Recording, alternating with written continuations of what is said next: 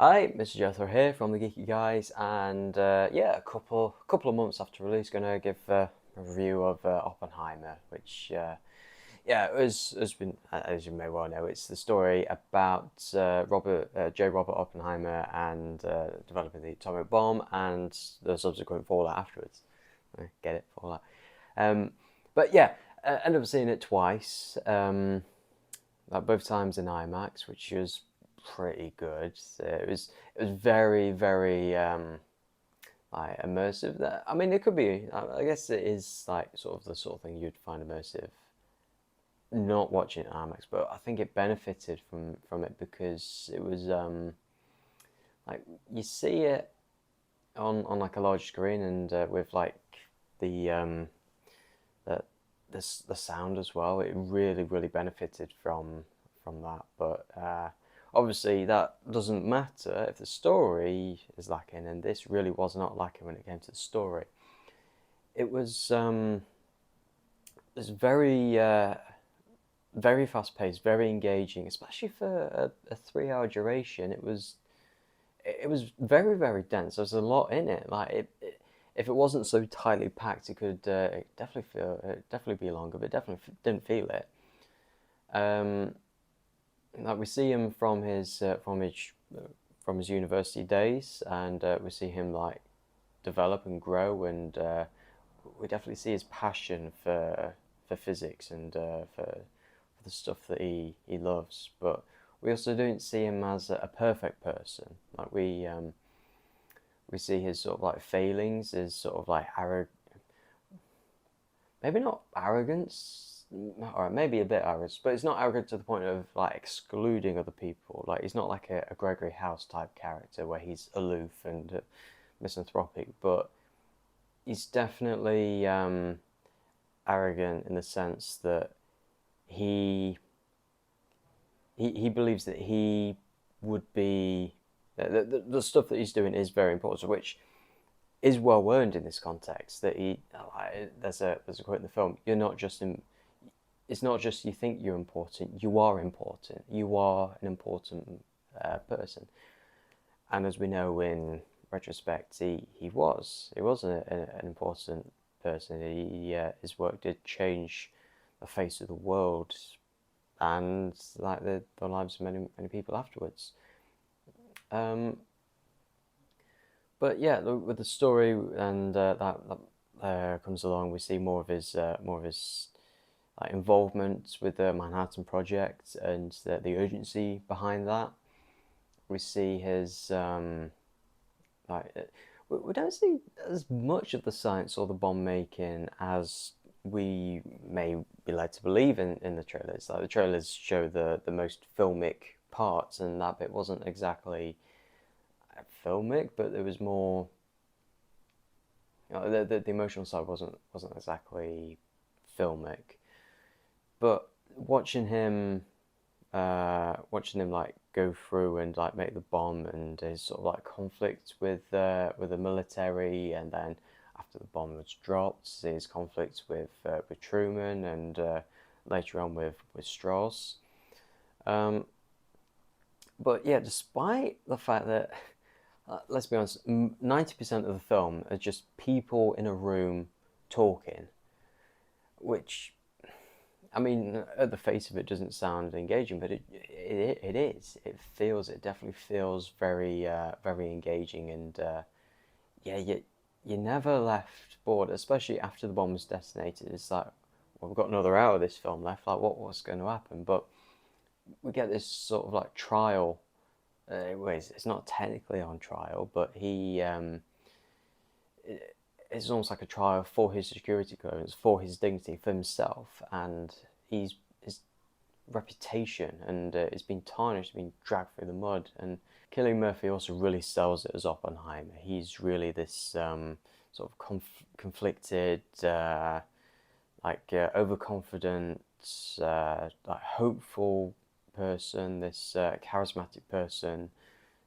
But is also arrogant and yeah, this multifaceted character, and he really does sell it. He's in pretty well every single scene, and it just he makes it look easy. Like looking at some behind the scenes stuff, you know, it really wasn't for him, but nah, he really did a good job. And in fact, other people here that did a good job, like Robert Downey Jr. at first didn't recognize him, uh, but no, he really just saw it as this like petty, vindictive man.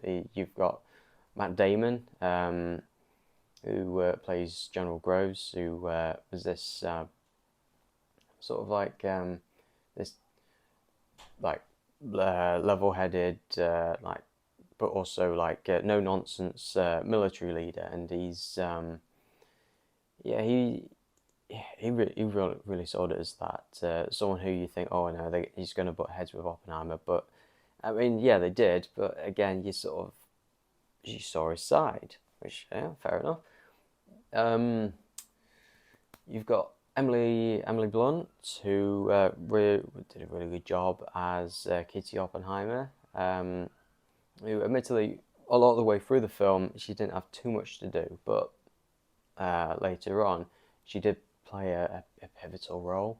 Florence Pugh doesn't get as much screen time as the promotional material may lead you to believe, but again, she really sells it.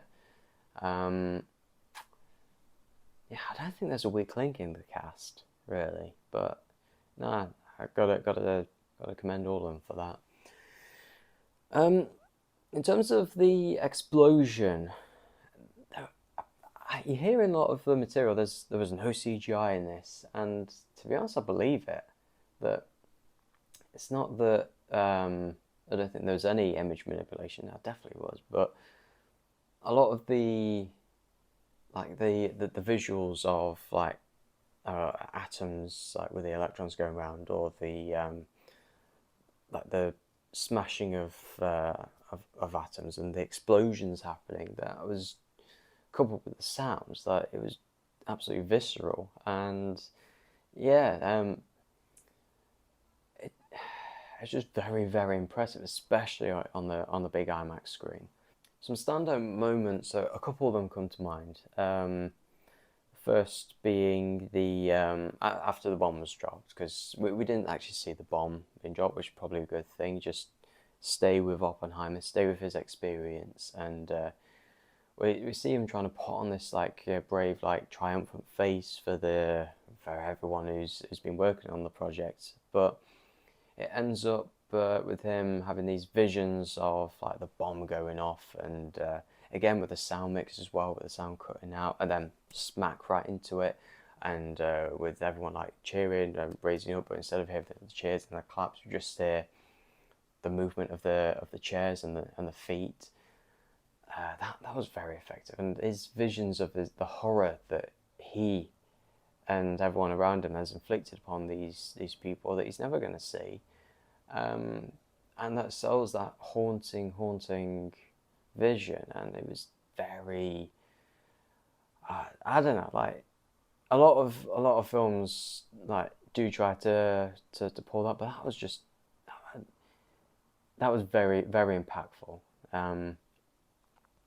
The other moment would be also near the end with the trial, where there was this other scene where Oppenheimer was like envisioning like, the bomb going off. He's been like grilled and interrogated, and almost like shouted at by one of the people in the trial, and you feel that anxiety and that dread, and that, yeah, it's hard to describe it. I would recommend watching it, but yeah, it was really good. Other things to note: the score by Ludwig Göransson, absolutely fantastic. And yeah, I think Christopher Nolan did a good job like with the writing and directing in this. Hoyt van Hoytema with the cinematography, again, really good. So yeah, my thoughts, like if you haven't seen it, I might have spoiled it, sorry, but I would recommend you go see it. If you have seen it, please let us know what you think. Will you watch it again? No, it's nearing, it's past the 900 million mark at the box office, so it might cross the 1 billion threshold. We'll see. But yeah, those are my thoughts, and yeah.